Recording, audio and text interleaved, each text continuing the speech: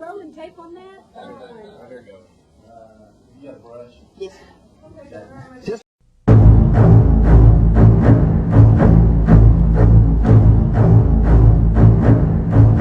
I get tired of saying that defense is to be made an excuse for wasting dollars. I don't believe we should pay 1 cent for defense more than we have to. I seriously question an increase in the Pentagon budget in the face of the department's recent Inspector General's report. How can we seriously consider a $50 billion increase in the defense budget when DOD's own auditors say the department cannot account for $2.3 trillion in transactions in 1 year alone? It is, I was going to say terrifying. It is such a monumental task. World Trade Center 7 had always been considered the starting point for rebuilding. Located north of the slurry wall, 7 had been cleared faster than the rest of the site, and there had been no bodies to recover.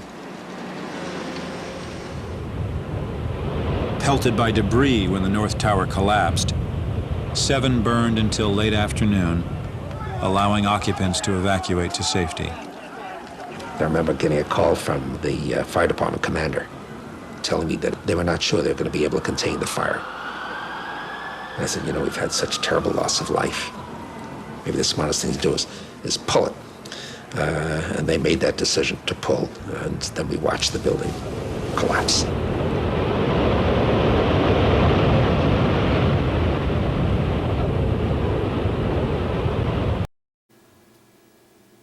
At many gun stores is running low, but not for the government. There's a bullet buying spree going on right now by the Department of Homeland Security. CBS 21's national correspondent, Christine Frizzell, takes a look into one part of the gun debate that very few people are talking about. It's becoming a common problem at retail stores and ranges across the country. They come in, they want ammo.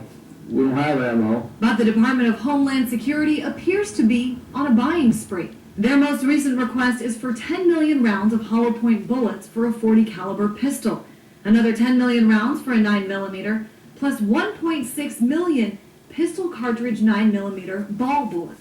And that's just this year.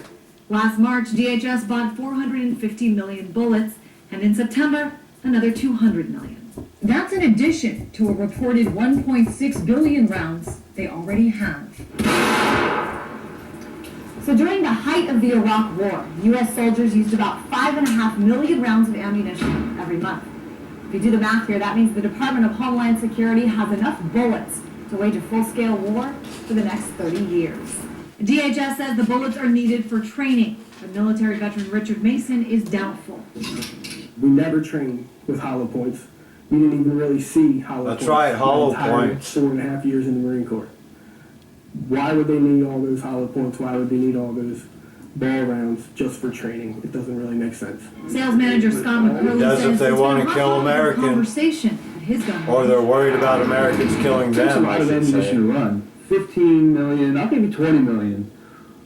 But when you start getting into billions in 1 year, that's not training, that's excessive waste. Don't forget there's only 300 million people in America. It's subterfuge. It's to keep it from being able to get out to the public, to raise the cost up. Within the first month of 2013, when you're talking about the fiscal cliff, we're talking about sequestration, somehow the Department of Homeland Security has enough money to buy 22 million more rounds of ammunition.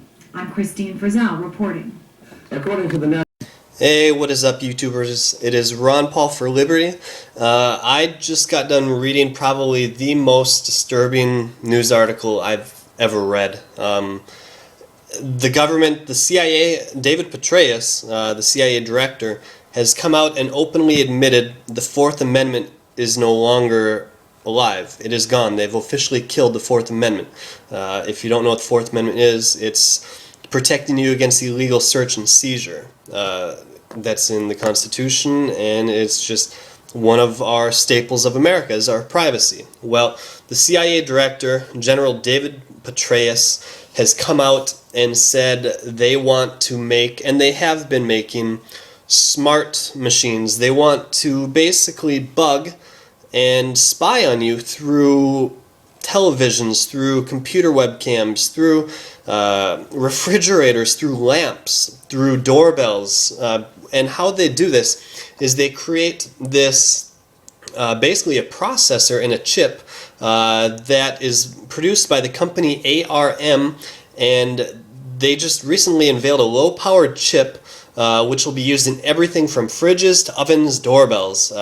And basically what this does is it gives the government the ability to spy on you via internet or by radio waves by outside your house. Basically, they can just sit outside in a van and they can listen to you. They can basically read it like a book, what you are doing in your house, what you're saying, what you're doing. They'll monitor you through your Netflix, seeing what you're watching, through YouTube, through Google, what you're searching.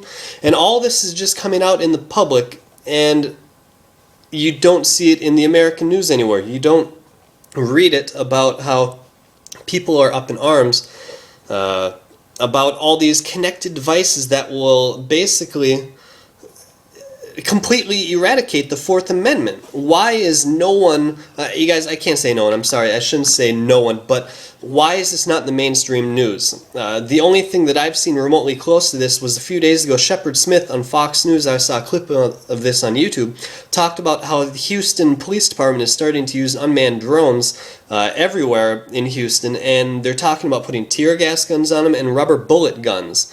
And they want to start using that on the people just all the time. And that's completely taken away your Fourth Amendment, because they can just completely just watch what you're doing in your house from way up above in the sky. But guys, this is out in the open. They have officially killed the Fourth Amendment. You no longer have privacy anymore.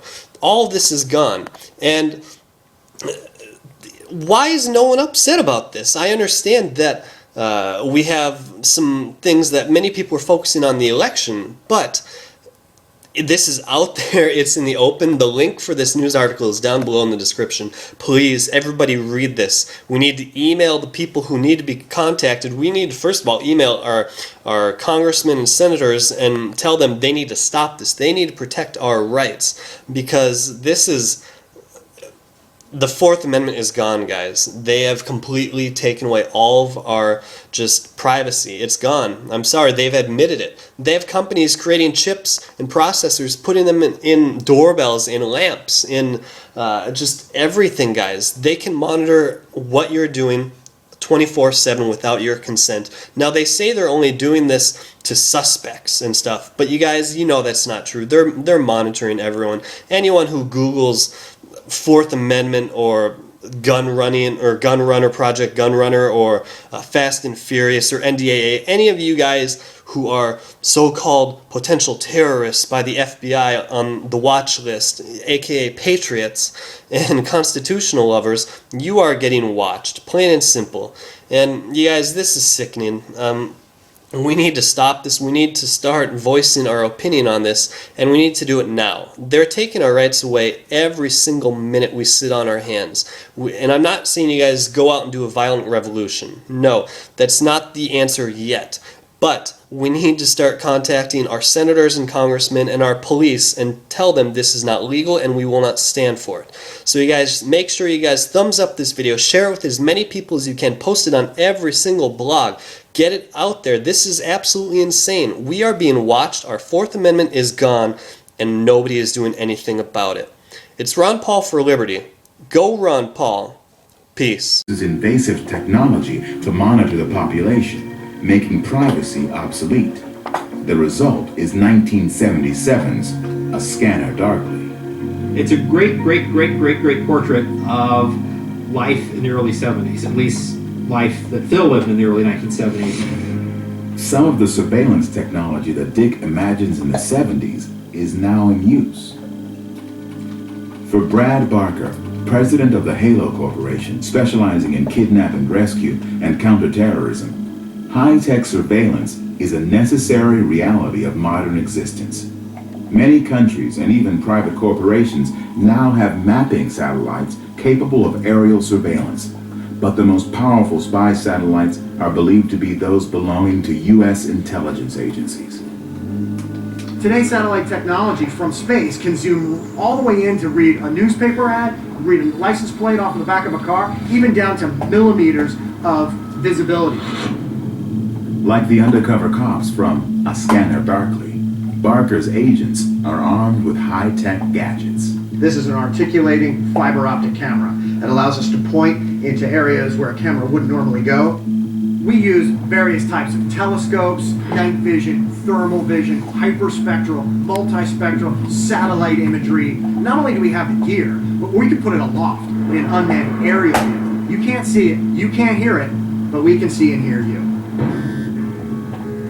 We are right now in the middle of a technological renaissance. If you just look at what has happened in the last 5 years on our commercial off-the-shelf cell phones, imagine what is happening with our government agencies.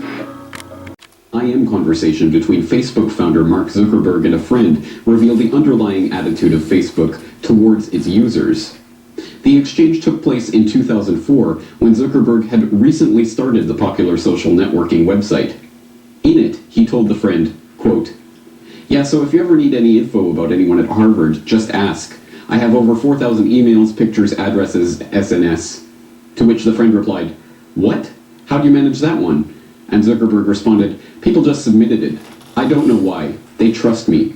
Dumb fucks."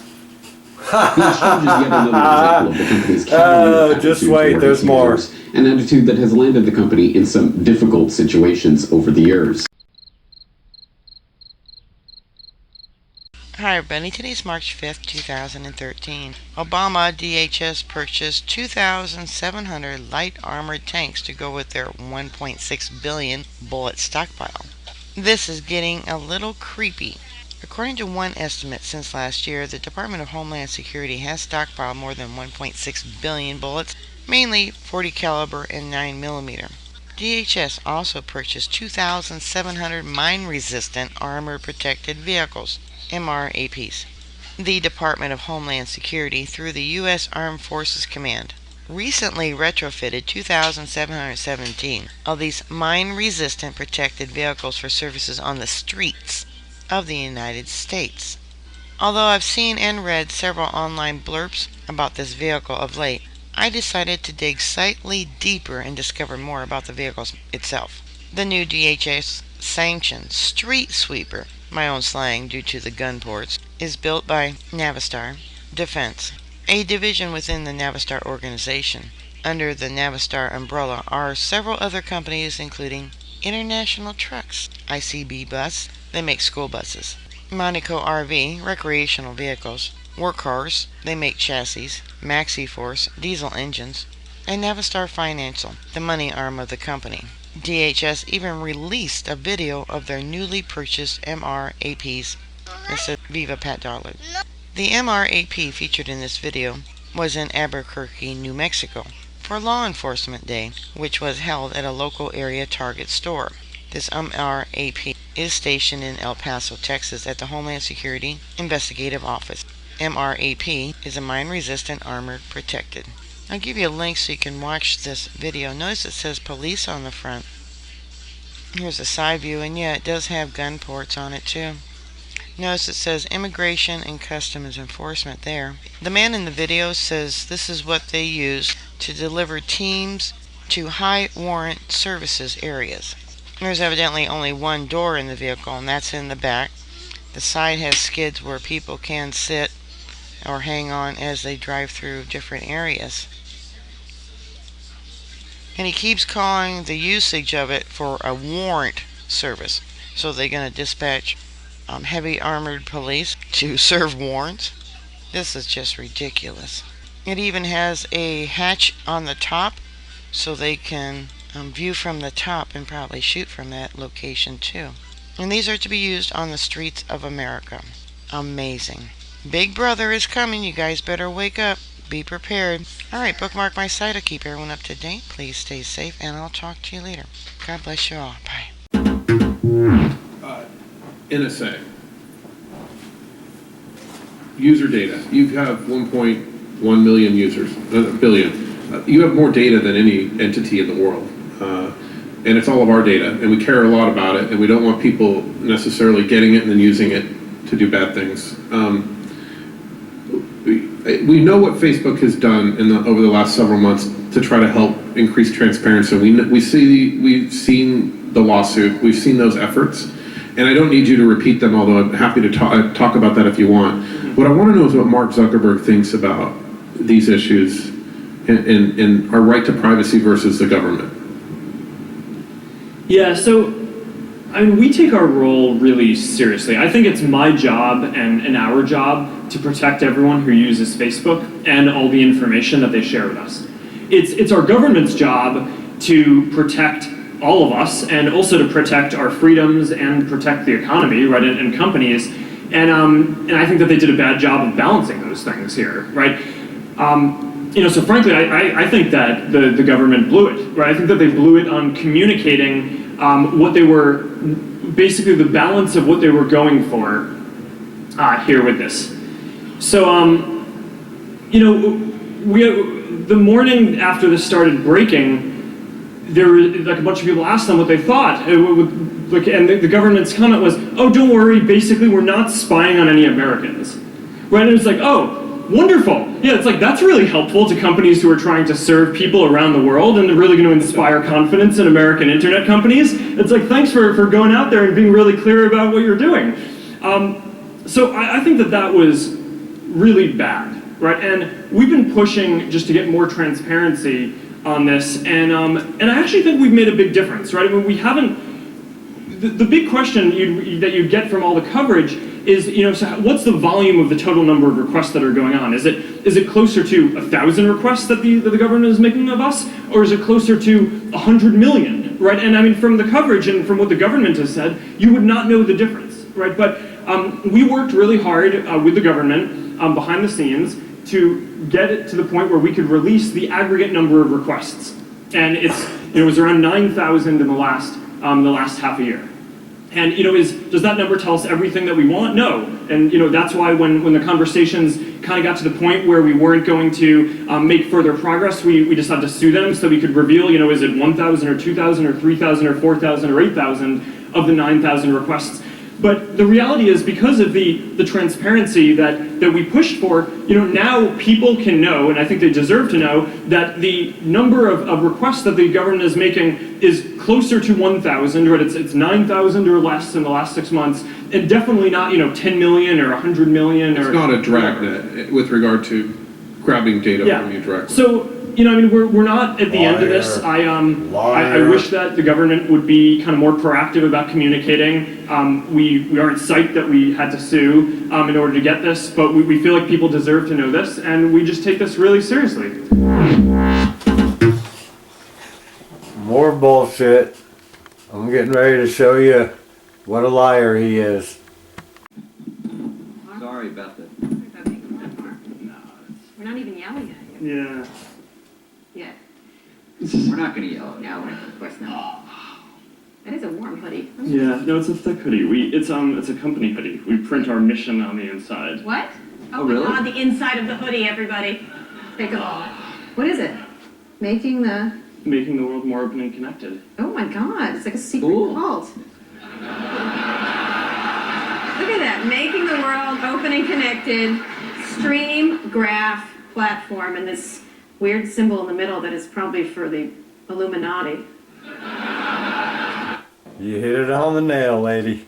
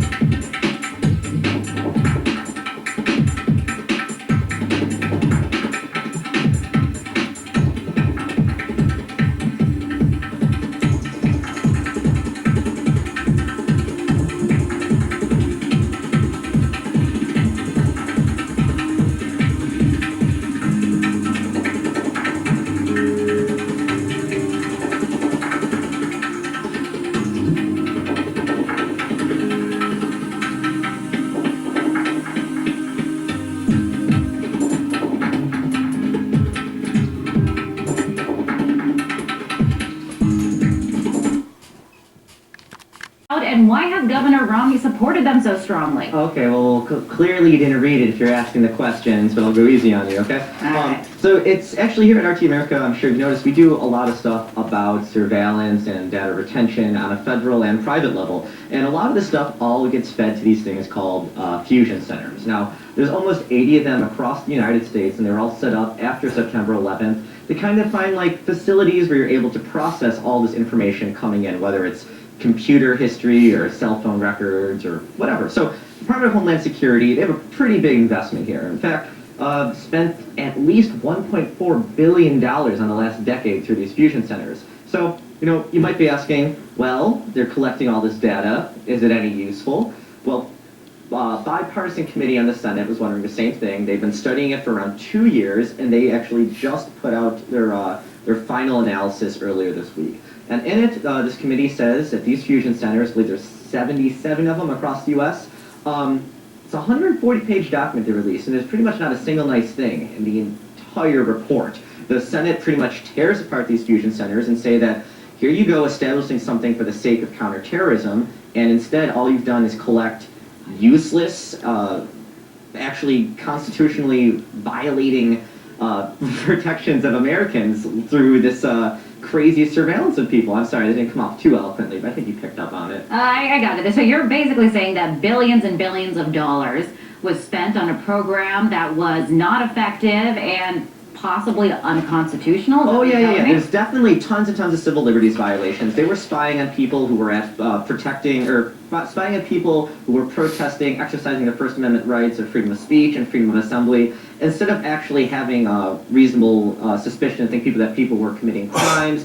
Staffers at these fusion centers were actually conducting record searches and doing surveillance of just regular Americans, and they were singling them out and writing up files on them just to be processed for the sake of counterterrorism. And once you go back and audit all these things, the people even working for the DHS who saw these went, no, this is kind of a lot of crap. There's actually a direct quote. One of the reviewers of a DHS report actually said during one of the interviews that this is just a bunch of crap. So we don't have a final price on everything. We know at least a couple $100 million. DHS possibly spent upwards of $1.4 billion so far. Not to mention that a bunch of private local law enforcement agencies are also investing in these fusion centers. But, like I said, we have a 140-page report out of the Senate that says this is nothing but garbage. You've broken the law, you've spied on civilians, you haven't even caught terrorists. So everything under the name of counterterrorism has just been pretty much wasted, and it's cost at least $1.4 billion so far. And so we're actually still going through the report, and I did see a story yesterday about how one of the Massachusetts fusion centers was endorsed by Governor Romney back in the day, and there's lots of interesting stuff that's coming out of these reports so far. But one nice thing I must say, at least in my perspective, is that this bipartisan Senate committee that went over the fusion centers, they really couldn't find a single nice thing to say about it. The report is actually incredibly well written and very, very scathing. So if you have some scathing, that's what it sounds like. Yeah. So if you're not too crazy about the DHS and you don't really want the government spying on you, you should go take a look at what they put together, because it's actually really eye-opening, and hopefully we'll get some changes done because of it. All right, and we can read all about it on the website, rt.com/USA. Andrew, thanks for that update. My pleasure. That was RT Web.